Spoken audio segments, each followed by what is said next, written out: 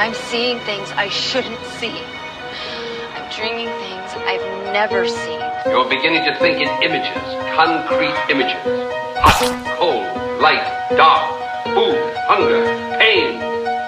I think as I always did. Words are becoming meaningless to me. Hey guys, it's Inkeater, and this is a guess and entry into Colin's contest of what other collections do you have? I thought I would participate because it was kind of really interesting, and I had never thought about it. You know, what else do I collect other than vinyl? And those of you who are kind of like, vinyl? What? I don't collect vinyl. I'm pretty sure all of you can relate to collecting a group of items. I pulled out some of the physical, tangible items that I could remember where they were. Other items, they're packed away, so I guess I will talk about them briefly. I guess an accidental collection of mine would have to be my collection of first edition books. This is probably only 6 out of, yes, I know there's 7 books here, but only 6 of these are first editions. The top one just happens to be a really silly and favorite of mine out of my collection. But I collect funny odd books plus favorite authors of mine, so in no particular order at all, don't judge me. Steve Martin, Anne Rice, and Chuck Palahniuk. I only collect from certain authors, as you can see. A lot of them are either absolute favorite authors of mine or just authors that put really, really nicely well done books together. They just create a whole mood and ambiance around a book, and it's just such a treat to open it up. A lot of books that I own are like that, just because they're so beautiful. Yeah. And then there's this book, The Pocket Dictionary of American Slang. This is a book from 1967 that my good friend from Pittsburgh got me like about 2-3 birthdays ago. We went thrifting, and he found this, and he knew I had to have it. Boy, was he right, because it is absolutely a hilarious book to own. I try not to open it too often because the cover is kind of going on me little by little. One of my favorite words in here is alley apple, which happens to be horse manure, which is hilarious because I've never heard that, and I don't think they use that anymore. So I collect books. I also collect comic books. Do you notice the trend here? I have about, I would say, in books, I have the few that I like to keep close by. And then for comic books, I probably have less than 100, but no more than like 70, 75 comics, but that number could be completely off because I do tend to purchase comics from time to time. I don't collect every comic out there. I specifically collect Batman, pretty much just Batman. Everything else just happens to be something that I've had along the way. My comics go from the 1960s all the way up until, I would say, my cutoff is about 96, 97.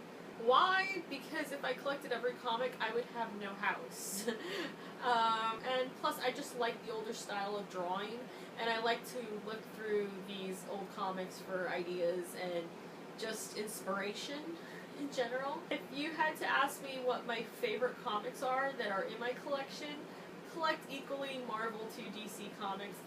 Even though I will say I probably have a lot more X-Men than I do Batman. But I will have to say my favorite comics in my collection would have to be my Lobo comics. Just here are a few of them. My Lobo comics. And this Batman one here from 1966. These just happen to be my favorites. Another thing I collect is I also collect Mad magazines, kind of for the same reason that I collect comics. I love the older style of artwork, the drawing. I don't have every Mad magazine because I'm not that kind of a person. I just mine go from the late 1960s all the way up until I think like 1983. I also collect, in case you guys are wondering what this Leaning Tower piece is right here, I also collect sketchbooks. Pretty much I have a crap ton of sketchbooks. These are all mine. It's pretty much a collection of sketchbooks from like I think like we're talking back to when I was in high school all the way through college and probably into present day. And this was just the amount of sketchbooks that I had that I could find. This is not including, I think I have some underneath in a container. But yeah, I collect sketchbooks, and if I had to show you one of my favorite ones, it would have to be this one, just because it's the most messy and the most fun. This was back in college. I used to love drawing hands. A lot of it contains my printmaking work when I was in college, back from like I think 2002 to 2004. I did Polaroids. And then I also collect, I only pulled out these guys because if not it was going to be crazy farm shenanigans. But I collect, I guess, toys and action figures that move. I make stop animations. If you haven't seen those on my channel, I first started out doing that kind of stuff. Yeah, this is He-Man. He appears ever so occasionally, and don't mind his hairdo. There's He-Man. And then we have Tully from Ghostbusters, and then we have the dinosaur. But yeah, I collect action figures for my stop animations. I have like a container down there just full, and we could talk hours about action figures. And I also have action figures that are still sealed in the containers, which eventually I'm probably going to open those up and have a field day with them. And that's just because I like making animations with them. And yeah, so these are just a few of my stop animation buddies. And last but not least is my collection of instruments. First I have a ukulele, and then I have a guitar right here, a little mini guitar. The strings are broken, so I can't play him. I need to fix him. And then right down here I have a clarinet.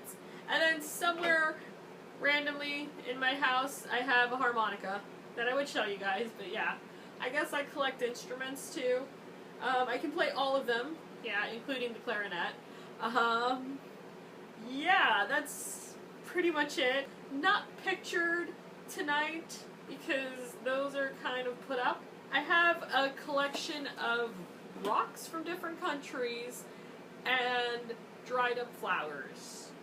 Anyway, I was curious, does anybody else out there have random ass collections? Let me know down in the comments below. And I hope this answered your question, Colin. Yeah, bye. Whatever it is that you believe you're seeing, it's not real. Seeing things before they happen.